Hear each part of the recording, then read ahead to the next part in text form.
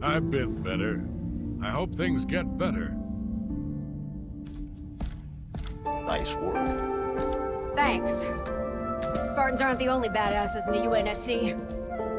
Okay, it's time to talk about and in-depth review the Sergeant Johnson prequel campaign in Campaign Evolved, Operation Meteorite.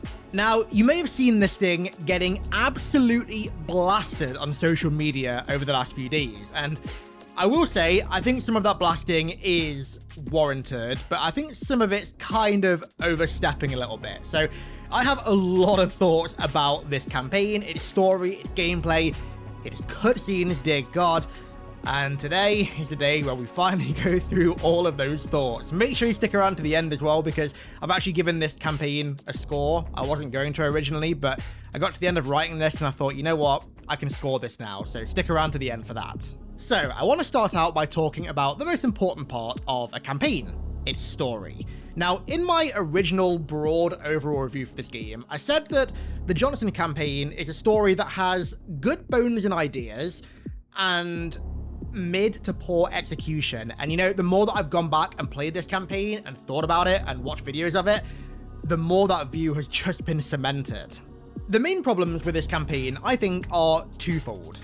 Firstly, I think it tunnel visions way too much on the wrong plot point, the ODST and Spartan beef, which in turn drowns out the other plot points that I think were far more interesting. And secondly, the animation, direction, and editing of the cutscenes is genuinely abysmal, like so bad that it absolutely detracts from the overall story. Follow that tune.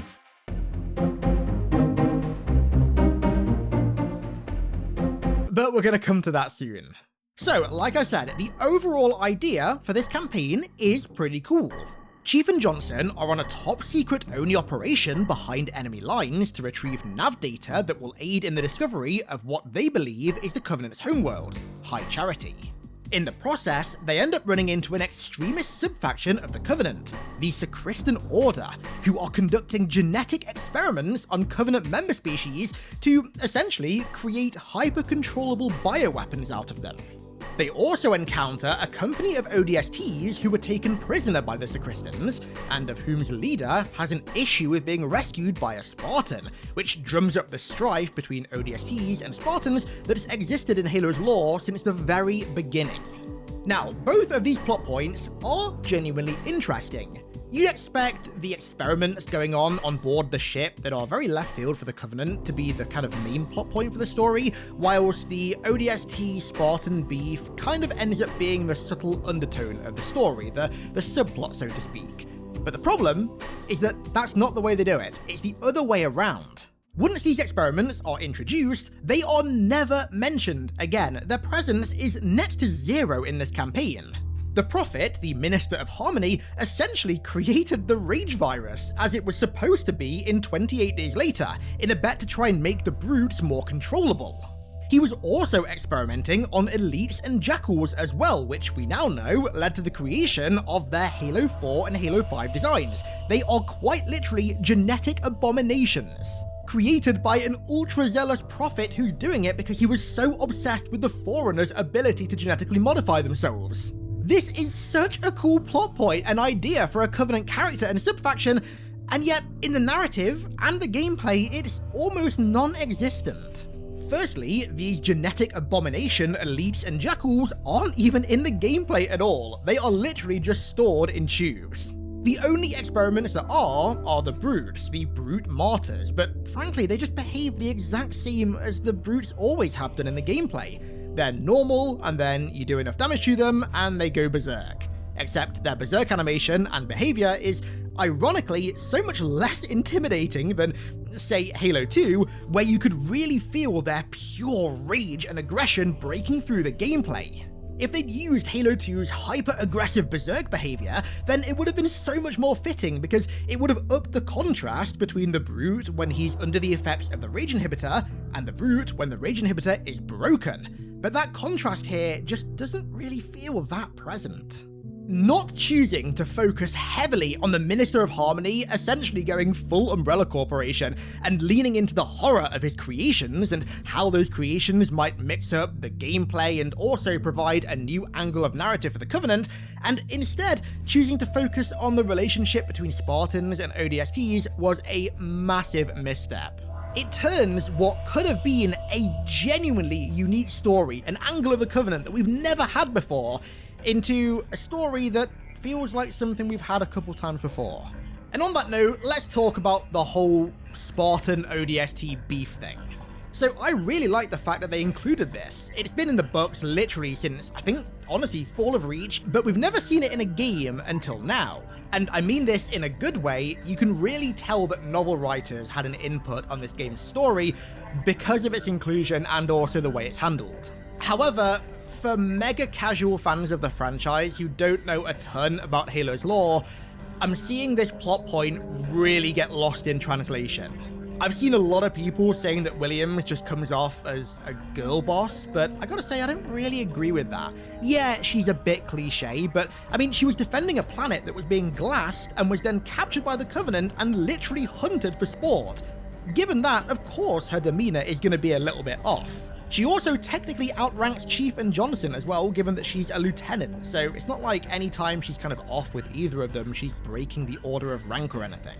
And I mean, also, she's an ODST. ODSTs are typically quite gruff and blunt due to the nature of the kind of soldier they are and the missions they're sent on.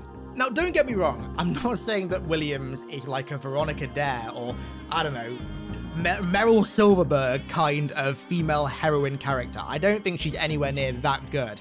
But I really don't think she's as offensively bad as some people are trying to make out. That said though, I will admit, one of her final lines definitely doesn't help her case. Spartans aren't the only badasses in the UNSC.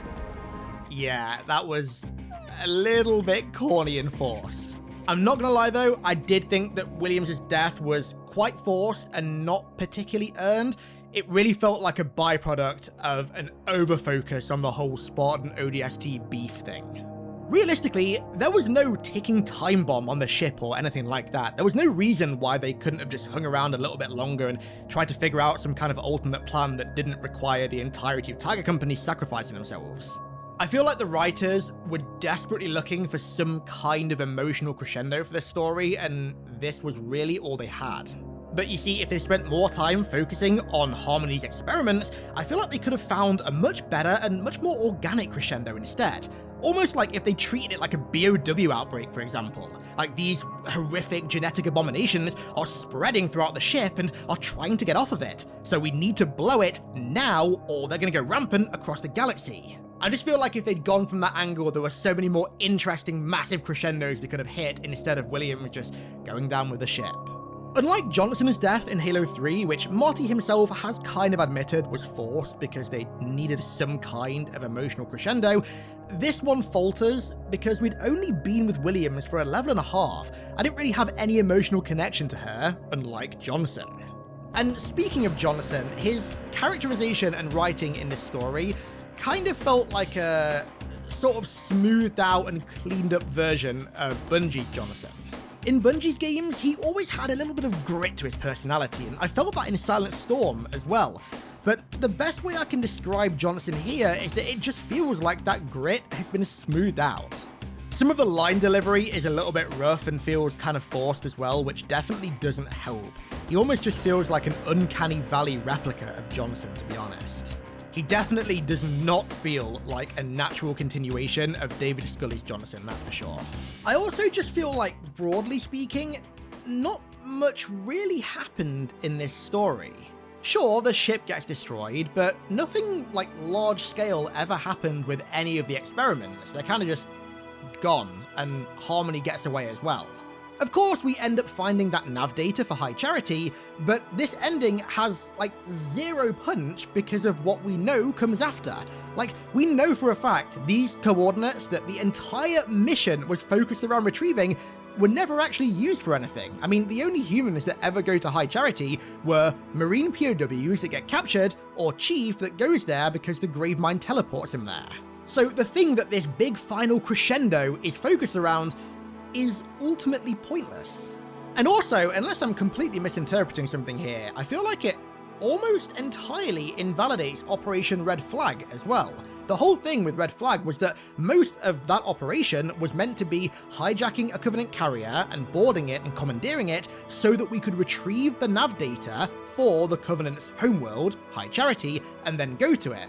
But like, steps 1 and 2 and possibly 3 of Red Flag are now invalidated because clearly we already had that nav data. These levels take place a year before Red Flag was ever conceived. So like, why did we need a Covenant carrier for Red Flag? Why couldn't they have just taken a Halcyon class ship there or something? Honestly, I feel like the only point to this post-credit scene kind of was to act as yet another not-so-subtle hint towards the Halo 2 remake. I mean, it's literally one of 3 not-so-subtle hints towards the Halo 2 remake in this game, so I would imagine that was part of why it was written. Honestly, I would have much rather this scene have been following Harmony on High Charity, either meeting with the Hierarchs, for example, or going to the Sacred Promissary and watching the Prelates train. That would have been so much more interesting. I just wish that this campaign had focused more on Harmony, the Sacristans, and of course his experiments over ODSTs and Spartans beefing. I just feel like those ideas were so much cooler, and not focusing on them feels like wasted potential. Okay, the time has come. Let's tear that band-aid off and talk about the cutscenes. Now, I do not have much good to say about these cutscenes, quite frankly, so let me just get through what little good I do have to say about them first. So I really like how they made that fist bump thing a sort of reoccurring motif for Chief and Johnson. I always loved that little moment in the Delta Halo cutscene in Halo 2. It was such a small little detail that simultaneously implied a history of understanding between Chief and Johnson. And seeing them do it to each other a couple times in these cutscenes played into that quite heavily and was just a really nice little touch that added consistency between their relationship in Halo 2 and this campaign. What was that? I just nitpicked something that I like? No, that's crazy. I'm sure the people that complain about me nitpicking all the time are going to be all over that. I like how Williams' demeanor changes when she's talking to Johnson over Chief. Like, she's much more forward and relaxed with Johnson as opposed to Chief, and I think that her voice actress did a really good job with that.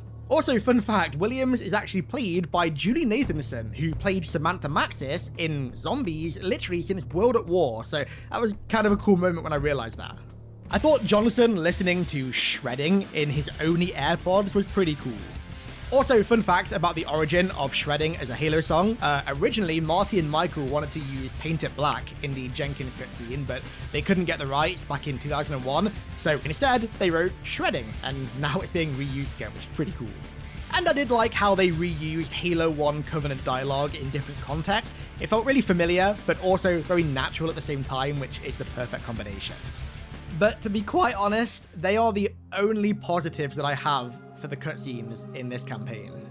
Just like the main campaign, the way that they cut in and out of gameplay is extremely jarring.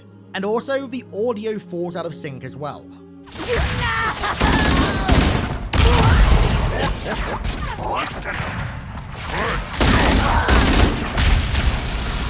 The animation quality of Chief and Johnson is hit and miss, but oh my god, the animation quality of the Covenant is genuinely atrocious. Like, just look at the animation of this jackal running away here, and then compare that to the way that Blur animated this jackal sniper in The Day at the Beach for H2A 12 years ago. This jackal literally just looks like a human in a mocap suit. But it gets worse. Just look at how the Covenant move here. It's like some Source filmmaker amateur hour shit. Like, genuinely, what happened here? Like, just watch the animation. What the fuck are they even doing? And the direction and pacing of this cutscene are even worse. So you're telling me that Chief and Johnson are pinned down by 2 grunts, a jackal, and an elite who are just stood out in the open. And then you're telling me that when both of them have a clear kill shot on a fucking prophet, they just stand there and listen to him wax lyrical. Like, bro, shoot him in the head. This genuinely might be the worst cutscene in all of Halo. What went on here, bro? I don't get it. Then jumping back a bit, I felt that Chief's boo moment in this campaign felt kind of forced and honestly like a pale imitation of Halo 2's. Halo 2's used a little bit of suspense to kind of let the absurdity of the scene settle, both visually and phonetically for a second, before Chief says boo and the grunt reacts immediately, and then the scene plays out. Whereas here, there's a massive gap of silence whilst the grunt stares at Chief, then there's another gap of silence after Chief says boo before the grunt reacts. So clearly, the grunt isn't being jumped by the demon speaking to him, which was very clearly the implication in Halo 2. Chief's helmet also doesn't even move when he says boo, and then the animation when the grunt runs away is just awful. And these long, awkward, drawn-out silences are unfortunately a mainstay throughout all of the cutscenes, with the absolute worst one being during the final Williams cutscene.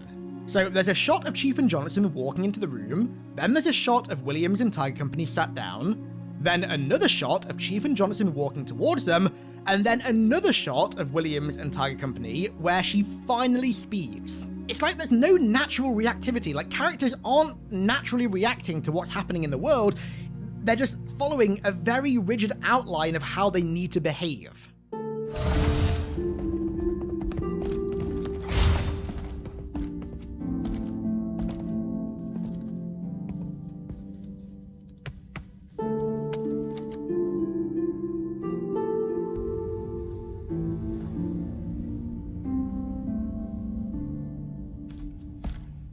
Nice work. Thanks. Spartans aren't the only badasses in the UNSC. It just feels so unnatural and just uncanny. All in all, these cutscenes are, like, I don't say this lightly, they are diabolical in most cases. I genuinely cannot fathom how some of these cutscenes passed quality assurance. Okay, let's talk about the gameplay now, and this one is quite the mixed bag, because I think there's some really cool moments in the gameplay in this campaign, but there's also a couple things that really drag the gameplay down.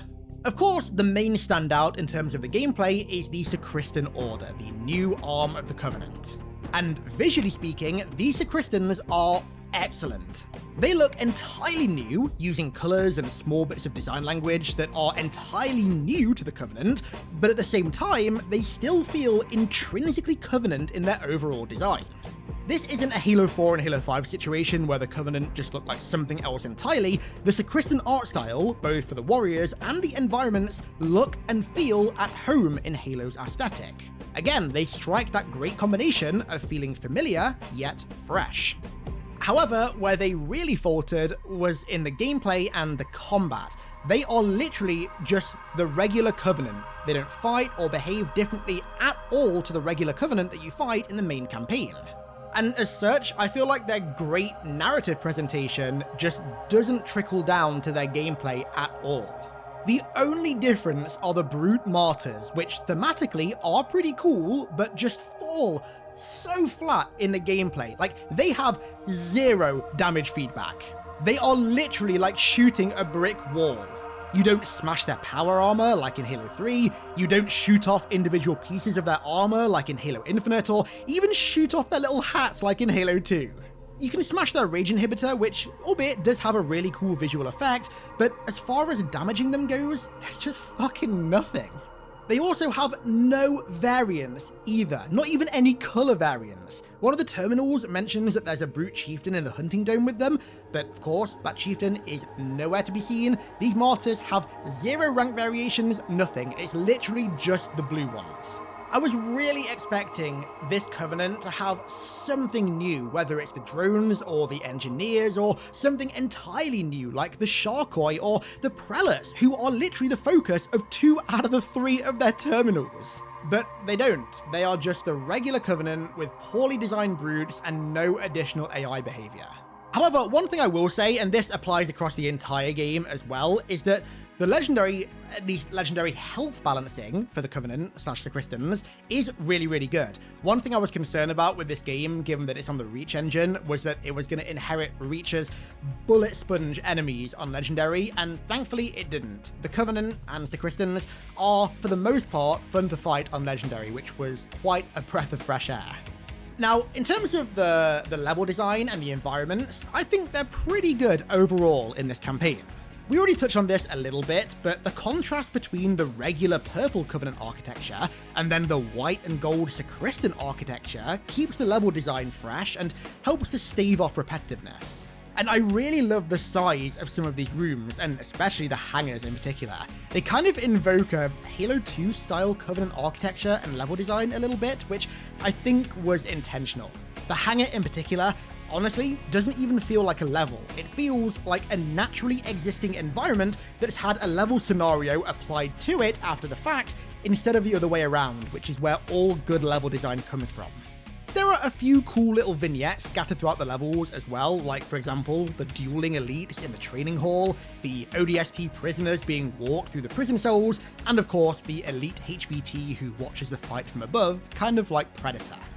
And there's one really cool encounter as well that really stood out to me, which is where you're going through that artificial forest and there are jackal snipers and camoed elites in the trees. Honestly, that to me kind of felt like they were trying to invoke like Space Nam vibes, sort of. Like a they're in the fucking trees, man kind of vibe, which I really like, especially with the camo elites. Them dropping down from the trees was really, really cool. However, that stuff aside, I gotta say, the overall encounter design in this campaign felt quite lacking, and again, I really don't say this lightly, a little bit low effort. Like, there are so many encounters in which you walk into a circular room, fight off 3 to 4 waves of Covenant who pour in through 3 doors equidistant from one another around the edge of the room, and then walk out. That encounter design isn't bad, it's fine once or twice, but there are so many instances of it in this campaign, and it really starts to get boring towards the end.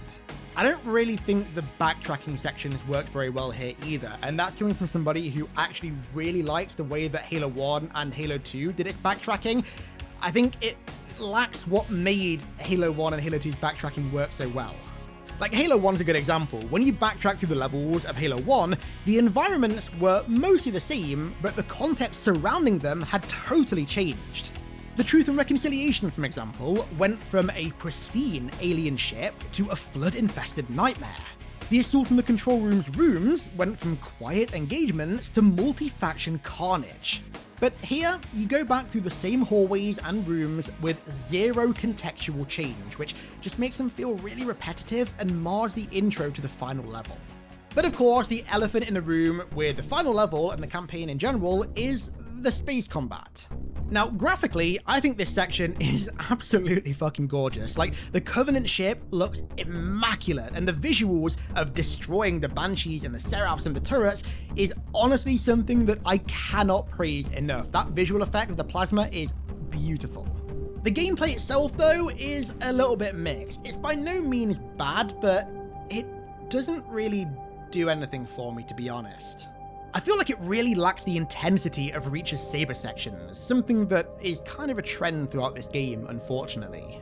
But watching the Burden of Proof leave the portal in real time is fucking awesome. Honestly, that moment took me by surprise, and I've seen it so many times, and it's never gotten old. The ship itself looks awesome as well. I love how, like, aggressively angular the design of the Burden is. Awesome design.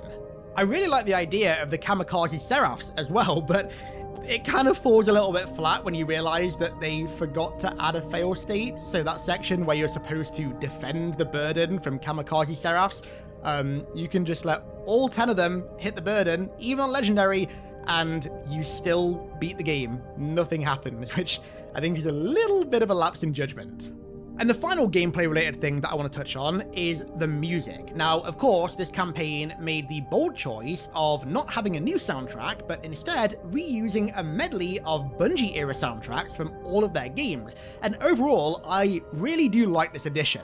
However, it's not perfect. There are a few little problems I had with it, notably certain tracks that Marty and Michael wrote for very specific moments, like for example, the track that plays when Arbiter assassinates Truth, that track, that plays in the game, and I feel like it feels a little bit out of place when it's not being played over the specific scene that it was wrote for.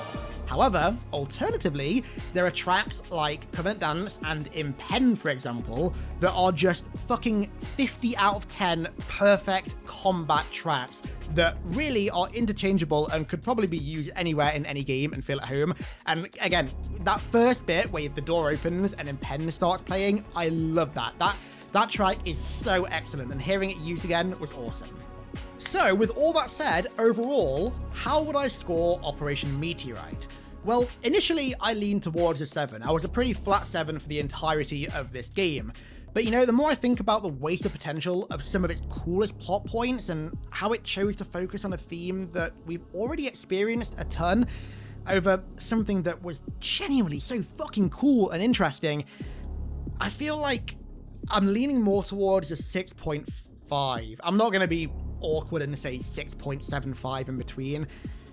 6.5 is what I would give it overall. I love some of the ideas of this campaign. I love the look of the sacristans and the experiments, and that stuff is so cool. I just felt like the game decided to focus on the less interesting parts of its narrative and its world over the more interesting parts to its detriment. Like, dude, honestly, this should have been the campaign where we finally fought a prelate. The terminals go on non-stop about the prelates. Harmony wants to go back to High Charity to keep a track on the prelates. The experiments that he's doing are to further the sacred promissaries and the prophet-like researchers' investigations into making prophet super soldiers. All that is teased in the terminals, and then it just isn't in the game at all. Instead, we just get the same covenant from the main campaign, just that look different, which that's such a letdown.